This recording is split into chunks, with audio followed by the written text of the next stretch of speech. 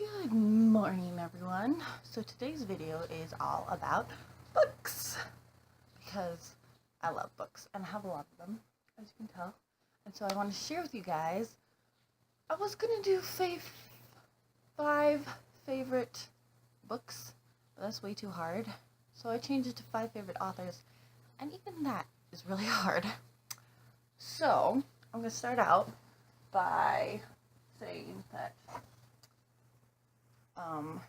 C.S. Lewis, who wrote the Chronicles of Narnia as well as some other sci-fi books that I don't own, him and Tolkien, who wrote The Silmarillion and The Hobbit and Lord of the Rings, and he translated a bunch of different like Tales of Arthur.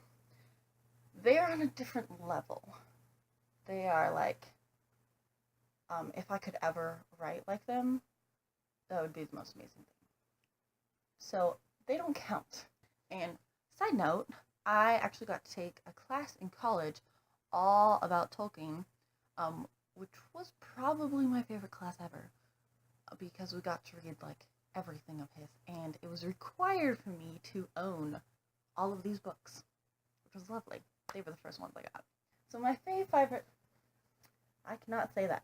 My 5 favorite authors are, the first one is Rick Riordan, who he wrote the Percy Jackson series, as well as Percy Jackson series, as well as The Heroes of Olympus, which I only have one of his books in that, and those are based on Greek mythology, but he also has several other series, the Kane Chronicles, which is Egyptian mythology, and Magnus Chase and the Gods of Asgard, which is Norse mythology.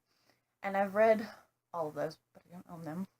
But he also collaborated with a whole bunch of different authors with Scholastic Press in a series called 39 Clues, and it's an adventure series, and he's written 2 books in that series, The Maze of Bones and Vespers Rising. And then he's also currently writing, I don't know how many books it's going to be, but The Trials of Apollo, and 2 have come out, which I haven't read, and the next one is supposed to come out May 1st, 2018. So I have to get on that so that I can have read the other ones before that one comes out. And then the next one is Janet Oak. And I've been reading her since I was little. And she has 10 series. They're mostly to do with the Canadian West, back when people were starting to settle. So they're usually like 100 or so years ago. And she has 74 books, of which I have read, well, she has an Animal Friend series, which I had never even heard of, and I haven't read any of those. But of her other books, so like 60 or so, I've read almost all of them, and I own a great portion of them, because it's Janet Oak. And then the next author is, we'll do Mercedes Lackey. And I started reading Mercedes Lackey in high school, probably. And hers books are all fantasy. And she has many different series. Her main series that she started is based in a fictional realm called Belgarth. And most of them are set in a country called Valdemar. And I've read a great deal of those ones, but there's a lot in that series.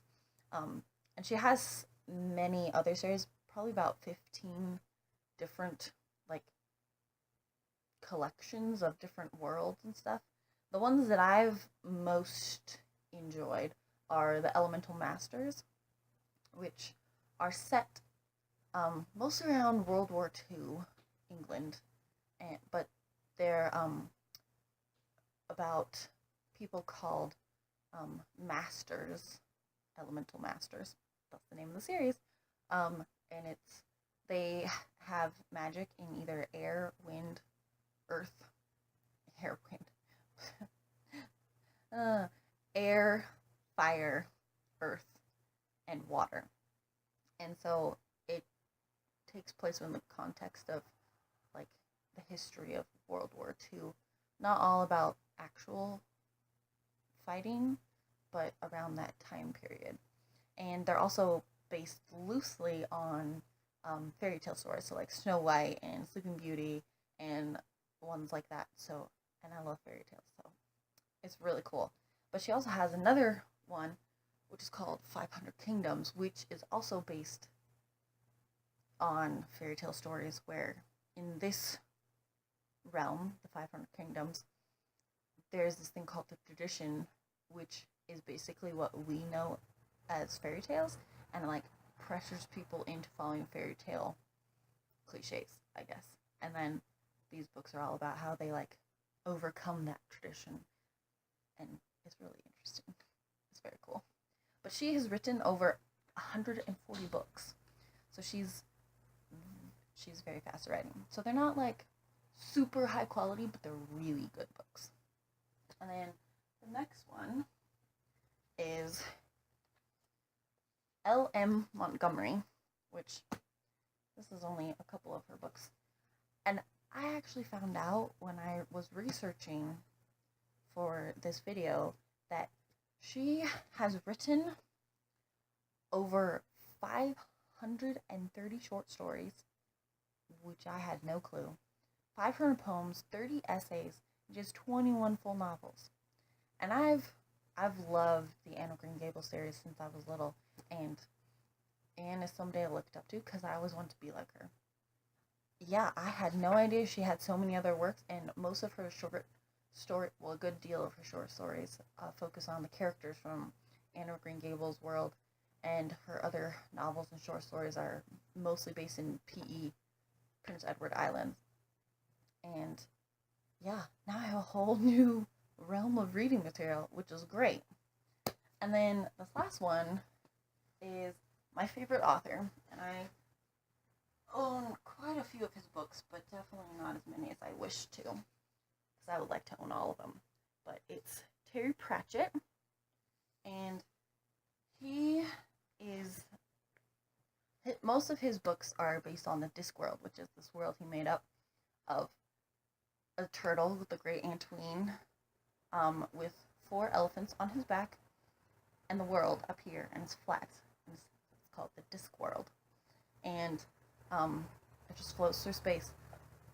And I discovered him in high school, and he has 41 Discworld novels, of which I have read every single one, and he has 11 kids' books, and I've read almost all of them. There's like 2 that I haven't, as well as he has a bunch of different collaborations with authors, which I've read some of them. The ones that I really need to read, I think, is the Long Earth series. But his works have affected people so much. Like, he has plays, RPGs, video games, comics, board games, TV, like serials, movies, radio adaptations, music based on his world. It's very all-encompassing. And these last 2 years I've gone to Comic-Con, and they've had a Terry Pratchett panel, and it is so cool to see how much he has affected people, because the panel's run by adults, and it's like, which I guess I'm an adult too, but they're adultier adults, and his world is so all-encompassing, and his style of writing is very satirical, so you can tell like there are some things in his world that are like, you're like, oh, that's Australia, or stuff like that. And he takes like, he has like witches and gnomes and vampires and all those things, and he kind of twists and turns them on their head, so like they're not the traditional ones, and they kind of satirizes. Anyways, the traditions of these characters, and unfortunately, in 2007, he was diagnosed with early onset Alzheimer's, and he died 2 years ago in March. And I cried because he is one of my favorite authors, and it's amazing to me how much authors can affect your life, and I think it's a great responsibility and a cool privilege to be able to do that. And me, I would like to be able to do that one day. Like, all of these authors, it was really hard to choose them. They've all affected me in some way, and I think in some cases shaped who I am as a person. Yeah, so I hope to be able to do that one day. So we'll see. So hope you all enjoyed learning about my favorite authors and some of the reasons why I love them and how cool they are. And if you did, like and subscribe.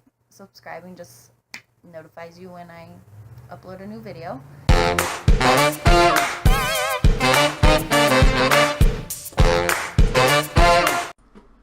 The answer to last video's trivia question, which was how many 14ers are there in Colorado?